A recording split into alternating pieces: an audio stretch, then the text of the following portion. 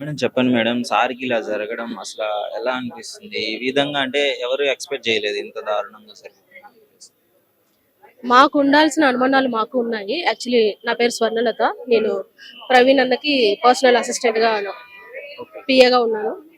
So, నేను లాస్ట్‌గా ఆయన నన్ను కలిసింది శుక్రవారం. హ్మ్. శుక్రవారం కలిసిన రోజు ఏంటంటే కొన్ని అంశాల మీద మేము చర్చించుకున్నప్పుడు లాస్ట్‌గా మేము మాట్లాడుకున్న టాపిక్ ఇదే. ఆయన లాస్ట్ కొద్ది నెలల క్రితం జనవరి 31న ఒక పోస్ట్ పెట్టారు. నాకు ప్రాణహాని ఉంది. నాలాంటి ఒక వ్యక్తి మా పోస్ట్ పెడితేనే ఎవరు స్పందించలేదు. మేబీ నా ప్రాణం పోతే వాళ్ళలో ఐక్యత వస్తదేమో అన్న ఒక టాపిక్ మాట్లాడారు.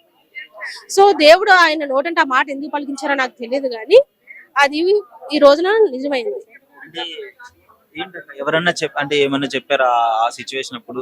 నాకు ఇలాంటి ఈ పర్సన్ దగ్గర నుంచి థ్రెట్ ఉంది. ఉన్నాయి. నన్ను కాల్స్ వస్తున్నాయి అని చెప్పేసి ఏమన్నా చెప్పాడా? థ్రెట్ కాల్స్ వస్తున్నాయని చాలా కాలంగా నాతో కూడా డిస్కస్ చేశారు. ఆహ్, ఎందుకంటే ఆయన ఆడపిల్లలకు ఉపాధి కల్పించడమే కాదు, వాళ్ళ సంరక్షణ కూడా చాలా బాధ్యతగా చేస్తారు.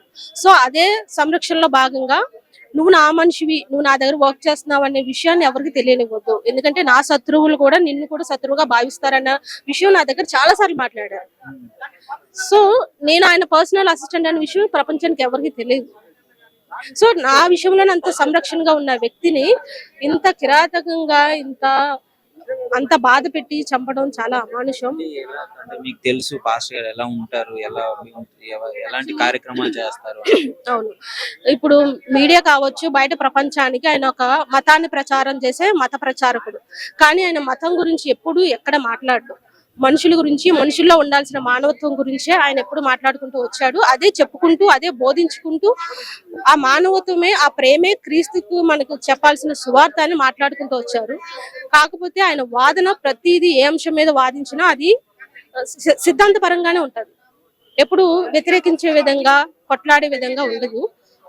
దాన్ని మిగతా మతస్థులు ఏంటంటే దాన్ని ఆయనతో వాదించే శక్తి లేక ఆయన మీద పర్సనల్ గా అటాక్ చేయడం, దూషించడం ఇలాంటి చర్యలు చాలానే జరిగాయి. మీరు పాస్టర్ గారు మీతో మాట్లాడారని చెప్తున్నారు కదా! అంటే ఆహ్, ఈ ఫ్రైడే మాట్లాడారా? లేకపోతే రెగ్యులర్‌గా మాట్లాడుతూ ఉంటారా? అర్థం కాదు. ఇలాంటి ఇన్సిడెంట్ గురించి ఈ ఫ్రైడే మాట్లాడారా మీతో? మొన్న ఫ్రైడే, లాస్ట్ ఫ్రైడే, ఆ! లాస్ట్ ఫ్రైడేనే ఆఫీస్ కి వచ్చినప్పుడు నాతో పర్సనల్ గా అంటే మీకు కాల్స్ కన్వర్జేషన్ డైలీ ఉంటది అనుకో, హ్మ్. పర్సనల్ గా మాట్లాడుకున్న లాస్ట్ టాపిక్ ఇది.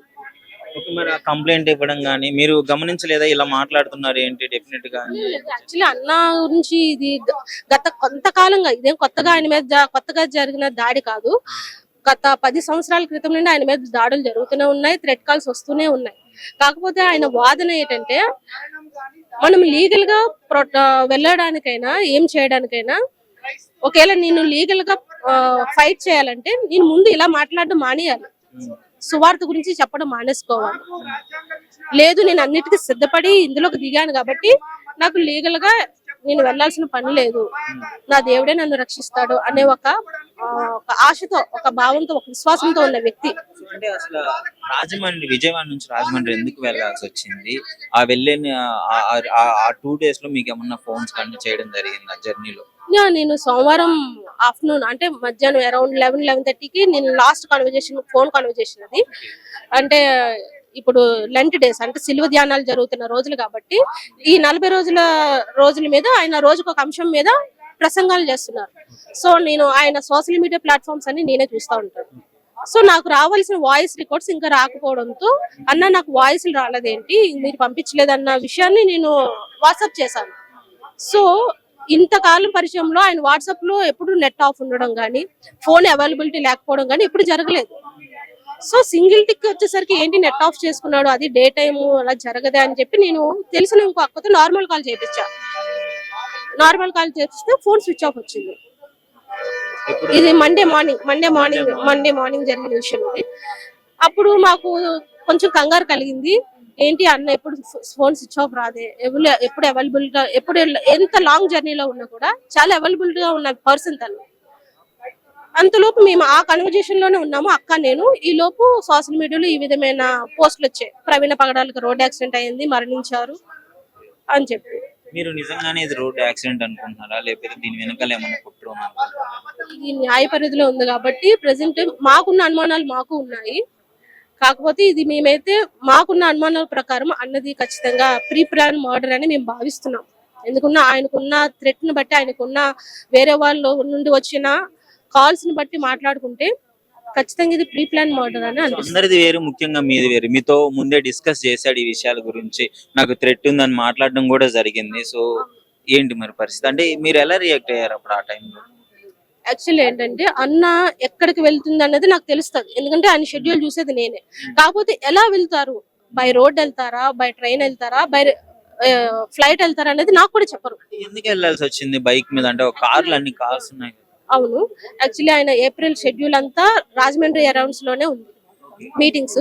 సో లోకల్ గా యూజ్ అవుతుంది వెహికల్ ఉంటే అనే ఒక ఉద్దేశంతో ఇక్కడ నేను 2 వీలర్ మీద వెళ్ళడం జరిగింది. అది కూడా ఆయన ఏపీ 2 వీలర్ మీద వెళ్ళడం ఇదే ఫస్ట్ టైం కాదు, చాలా సార్లు వెళ్ళారు, ఇదేం ఫస్ట్ టైం కాదు. సో అంటే మీకు ఏమైనా ఐడియా ఉందా, అడగొచ్చు అడగకూడదు, ఏ సామాజిక వర్గం నుంచి ఆయనకి బెదిరింపు కాల్స్ వచ్చాయి, ఎవరు అనేసి ఐడియా ఉందా? చెప్పొచ్చా, చెప్పగలవా ఇప్పుడు మీడియాలో?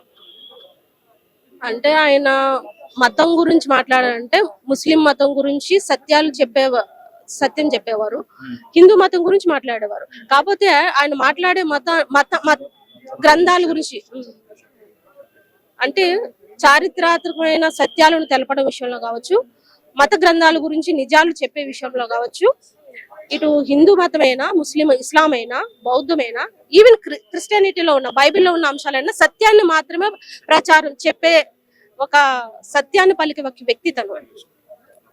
అంటే అది నేను అడిగేది ఏంటంటే, ఎవరు బెదిరించారు అనేసి ఆయన మీకేమైనా వాళ్ళ పబ్లిక్ కూడా పోస్ట్ పెట్టారండి, ఫలానా యూట్యూబ్ లో కూడా ఉన్నాయి పోస్ట్ లో, అంటే ఫేస్బుక్ ఆయన వాళ్ళు చాలా మంది ఉన్నారు. ఎందుకంటే ఫలానా అని లేదు, ఆర్ఎస్ఎస్ వాళ్ళు కూడా ఉన్నారు, ఇటు ముస్లిమ్స్ ఉన్నారు. అయితే సార్ చనిపోయిన తర్వాత ముస్లిమ్స్, క్రిస్టియన్స్, హిందూస్ అని ఈ భేదం లేకుండా అందరూ ఆయనకి సానుభూతి తెలపడానికి అయితే వస్తున్నారు. అక్కడ రాజమండ్రిలో కూడా తెలిపారు కదా. కొంతమంది మతోన్మాదులు ఈ విధంగా చేయడం పట్ల మీరేమనుకుంటున్నారు? అంటే సత్యాన్ని మాత్రమే పలికే వ్యక్తి ఆయన. ఆయన వాదనను ఎదుర్కోలేక, ఆయన వాదనకి ఆయన వాళ్ళ దగ్గర జవాబు లేక ఈ విధమైన దాడులకు దిగబడ్డారే తప్పితే ఇది చేతగానితనం, వాళ్ళ యొక్క చేతగానితనం అంతే. Thank you. Thank you so much.